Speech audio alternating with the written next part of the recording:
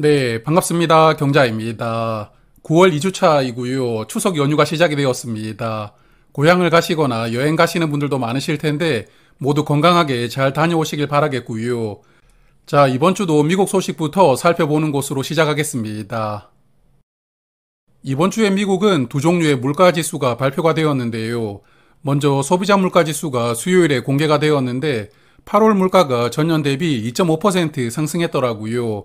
예상치에 부합하였고 저번 달 대비 0.4% 하락하면서 물가가 큰 폭으로 떨어졌습니다. 그리고 기름과 식료품을 제외한 근원 물가 지수는 전년 대비 3.2% 상승했는데 저번 달과 상승폭이 동일했고요. 예상치에도 부합했는데 미국도 현재는 주거비 물가가 떨어지지 않으면서 근원 물가 지수가 아주 더디게 하락하고 있다고 합니다. 그리고 다음날 발표가 된 생산자 물가 지수는 전년 대비 1.7% 상승했더라고요.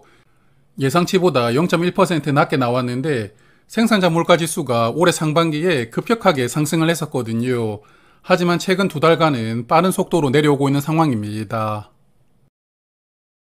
그리고 이번 주에 유럽은 금리를 결정을 했었죠. 금리를 60bp나 크게 인하하면서 예상외로 B컷을 단행했는데요.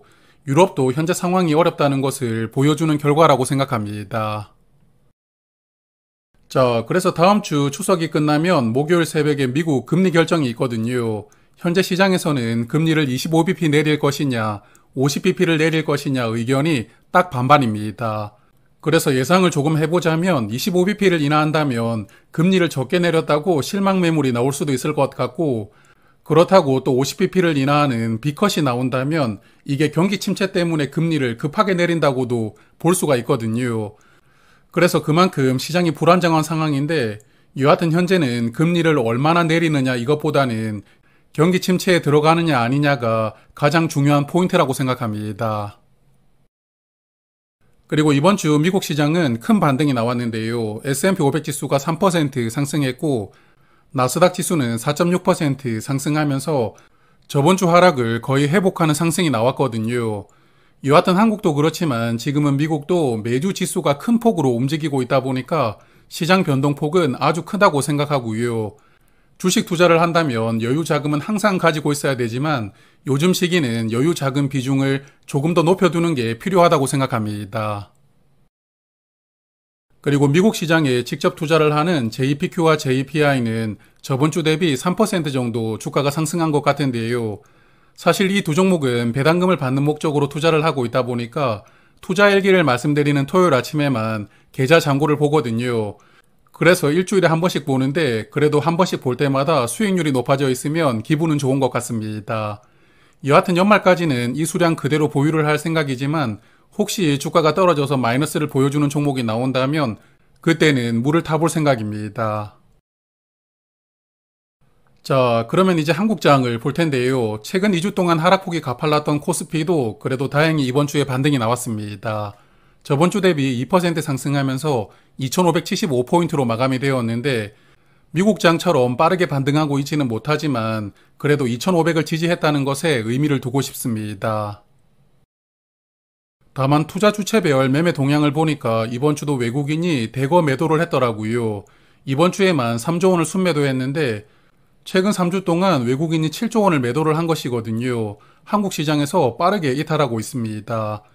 그래서 이번 주에 외국인 매도 물량도 대부분 국내 개인 투자자들이 받았고요. 매주 말씀을 드리고 있지만 일단 외국인이 복귀하는 흐름이 나와야 한국장도 제대로 된 반등이 나올 수 있다고 생각합니다. 이런 외국인 순매도는 외국인들이 삼성전자를 집중적으로 매도하면서 발생을 하고 있다고 보입니다. 오랜만에 삼성전자 보유하고 있는 계좌를 들어가 보았더니 마이너스 22%이더라고요. 그때 본전 왔을 때 절반이라도 매도를 했던 게 천만 다행이라고 생각하는데 이대로 또 방치를 하면 얼마를 기다려야 주가가 빨간불을 보여줄지 모르겠거든요. 그래서 100주나 200주 정도는 물을 타볼 생각을 하고 있는데 사실 지금 물을 타기가 조금 애매한 시기라고 생각합니다. 그래서 오늘 투자일기에서 언급드리기에는 조금 말씀드릴 내용이 많아서 다음 주 수요일 정도에 영상으로 한번 정리하고요. 말씀을 드려볼 예정이니까 삼성전자를 투자하시는 분들은 다음 주 수요일의 영상을 한번 참고를 해보셔도 좋을 것 같습니다. 자, 그러면 ISA 계좌를 볼 텐데요. 요즘에 한국장도 변동폭이 너무 크다 보니까 저도 매매를 많이 하게 되는데, 먼저 하나금융지주 이번 주에 다시 데리고 왔습니다. 수요일에 하나금융지주 주가가 급락을 하길래 다시 110주를 매수를 했는데, 그러다 보니까 현금이 또 소진되었거든요. 그래서 아쉽지만 타이거 1010을 전량 매도했고, 평소보다 주문을 많이 하다 보니까 여기 18주는 실수로 매수를 해버렸거든요. 그래서 이렇게 또 어처구니 없는 실수도 해버렸는데, 여하튼 약 반년 동안 보유하던 텐텐을 전부 떠나보냈고, 추가적으로 현금 확보를 위해서 K카도 200주를 평단가에서 매도를 했고요. 그리고 에이스 미국 빅테크 7은 이번 주에 100주를 물을 탔다가 평단가 이상으로 주가가 올라왔거든요. 물을 탔던 수량 200주는 매도를 하였고요. 그리고 기말 배당주로 데리고 왔던 기아와 삼성화재도 주가가 하락하길래 물을 타보았는데, 자, 먼저 이번 주에 다시 데리고 왔던 하나금융지주부터 살펴보겠습니다. 이번 주 수요일에 은행주들 주가가 급락이 나왔었는데요. 이날 하나금융지주도 6% 하락했는데, 화요일 밤에 JP모건 같은 미국 은행주들이 금리 인하로 인해서 수익성이 악화가 된다, 이런 우려 때문에 주가가 하락했고, 이게 수요일에 한국에도 영향을 크게 주었거든요. 그래서 다시 데리고 오려고 기회를 보고 있던 찰나에 이런 찬스가 와서 110주를 매수를 해보았고요. 목요일과 금요일에는 그래도 주가가 회복을 하면서 현재는 평단가 이상으로 주가는 올라왔습니다. 여하튼 이 종목도 총 180주 정도를 보유해 볼 계획이고요. 주가가 평단가 이하로 또 내려간다면 남은 70주는 천천히 담아 볼 생각입니다. 그리고 이번 주에 타이거 1010을 정리하면서 월배당 ETF 하나 새롭게 편입을 시켜보려고 하거든요. 현재는 타이거 미국 나스닥 프리미엄 초단기 이 상품을 고려하고 있는데, 이 종목 제가 저번 달에 소개를 드렸었죠. 나스닥 100 지수를 추종하면서 연 15% 분배금을 지급하는 커버드콜 상품입니다. 이 상품은 지난 금요일 주가가 9,160원이었거든요. 출시하고 주가가 약 800원 정도 하락했는데, 혹시 주가가 9,000원 근처까지 내려온다면 1차 매수를 시작해 볼 생각입니다. 그래서 이 종목도 천천히 담아보면서 총 900주 정도까지 수량을 채워볼 생각이고요. 여하튼 지금은 편입을 시켜보려고 하지만 생각하는 가격 근처로 주가가 내려오지 않는다면 투자는 일단 보류할 생각입니다. 자, 그래서 잔고를 보면 현재 가장 좋은 수익률은 현대차 우선주입니다. 이 종목은 ISA 계좌보다 다른 계좌에서 이제 더 많이 담고 있거든요. 잠시 후에 말씀을 드리도록 하고, 그리고 삼성화재 이번 주에 추가 매수하면서 이제 보유 수량은 20주로 늘어났는데요. 앞으로도 주가가 평단가 이하로 빠지면 10주 더 매수하고 1차 매수를 마무리할 생각이고요. 그리고 에이스 미국 빅테크 7도 다시 빨간불을 살짝 보여주고 있는데, 현재 1000주를 보유하고 있거든요. 추석 연휴가 끝나고 혹시 주가가 더 상승한다면 100주는 매도를 하고 원래 계획이었던 900주만 보유할 생각입니다. 그리고 맥쿼리 인프라 신주인수권이 계좌 잔고로 들어왔더라고요. 저는 113주를 받았는데 이 부분도 잠시 후에 조금 더 말씀을 드리도록 하고요. 그리고 기아차 이번 주에 물을 타면서 90주를 보유하게 되었고 1차 목표 수량까지 10주 남았거든요. 혹시나 주가가 95,000원 정도까지 내려온다면 마지막 10주를 매수할 계획입니다. 그리고 ISA 계좌에서 현금을 어느 정도 확보를 해두어야 되기 때문에 이번 주에 200주를 매도했던 K카는 평단가 이상으로 주가가 올라온다면 조금씩 더 정리를 하고요. 투자를 마무리할 계획이고요. 그리고 코덱스 미국 배당 10% 주가가 10,000원 이하로 빠지길 기다리고 있는데 금요일에 10,000원 이하로 내려올 것 같이 하다가 내려오지 않더라고요. 그래서 다음 주에 혹시 10,000원 밑으로 빠진다면 60주를 추가 매수해 볼 생각이고요. 맥쿼리 인프라와 JR 리츠 두 종목은 이번 주에 주가가 큰 변동은 없었던 것 같은데요. 앞서 말씀을 드렸던 유럽이 목요일 저녁에 금리를 큰 폭으로 인하를 했지만 JR 리츠 금요일에 주가가 반응하지 않더라고요. 그래서 결국은 벨기에 빌딩 대출 조건이 확정될 때까지 주가가 반등하는 것은 쉽지 않을 것 같습니다. 자, 그리고 이번 주는 월 중순에 배당하는 상품들의 분배금이 결정이 되었는데요. 제가 투자를 하고 있는 타이거 미국 1010은 95원, 에이스 미국 빅테크 7은 129원 지급되었고요. 미국 배당 다우존스 중에서 에이스와 코덱스는 월 중순에 배당을 하죠. 에이스 상품은 8월에 배당 방식을 월 중순으로 변경을 하다 보니까 분배금을 한번 건너뛰었거든요.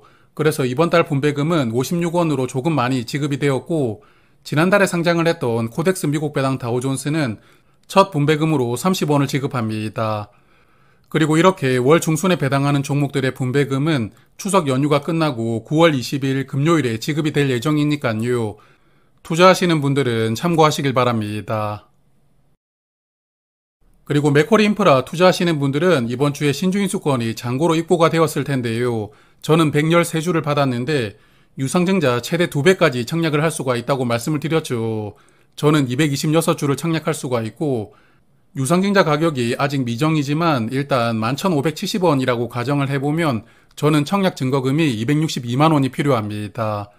그러므로 유상증자 청약할 때까지 이 정도 자금을 다른 종목에 투입을 하지 말고 현금으로 확보를 해둬야 되는데 저처럼 맥쿼리 인프라를 ISA 계좌로 투자를 하고 계신다면 미리미리 현금을 확보해 두실 필요가 있습니다. 자, 그리고 SK텔레콤을 투자하고 있는 다른 계좌에서는 현재 리밸런싱을 진행하고 있거든요. SK텔레콤을 조금씩 매도하면서 현대차 우선주를 매수하고 있는데 이번 주도 리밸런싱을 계속 진행을 했고요. SK텔레콤은 앞으로 150주를 더 매도하고 400주는 남겨서 배당금을 계속 받아볼 생각이고요. 현대차도 주가가 평단가 이상으로 올라왔으니까 평단가 이상에서 수량을 더 늘리지는 않을 생각입니다. 그리고 에이스 미국 빅테크7도 물을 타다 보니까 2100주까지 수량이 늘어났거든요. 생각보다 수량이 너무 많이 늘어났는데 여하튼 평단가 이상으로 주가가 올라온다면 일부는 덜어내고요. 나중에 또 주가가 하락할 수도 있으니까 현금을 확보해 두려고 합니다.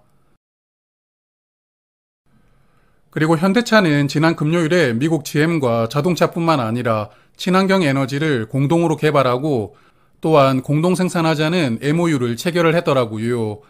GM그룹 회장과 현대차 정유선 회장이 직접 만나서 MOU를 체결을 했기 때문에 앞으로도 긴밀하게 협력이 예상이 되는데요.